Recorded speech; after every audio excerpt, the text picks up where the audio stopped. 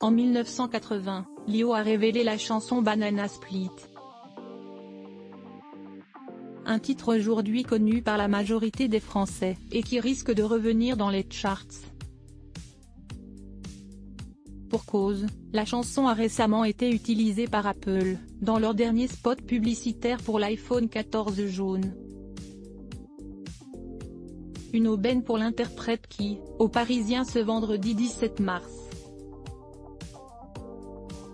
a confié être très heureuse de la nouvelle. Contente pour le Banana Split et pour ma pomme, a-t-elle assuré. On reste dans les fruits. Mais si cette chanson porte le nom d'un dessert, elle a également un sous-entendu sexuel. Pour rappel, les paroles décrivant ce fameux mais peut également être interprétées de manière érotique.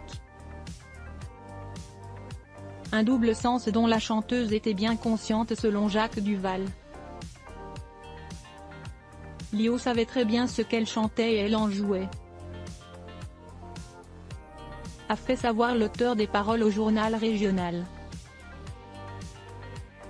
Mais quand c'est sorti, personne ne s'en est rendu compte. Ce qui choquait, c'est que cela parlait de banane et que c'était a priori débile. Lio, Sloan, Julie Pietri.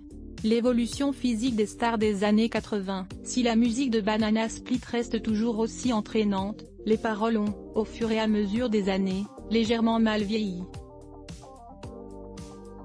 Pour cause, dans son ouvrage Toute pour la musique paru le 20 octobre dernier, Chloé Thibault a eu l'occasion de rencontrer Lio.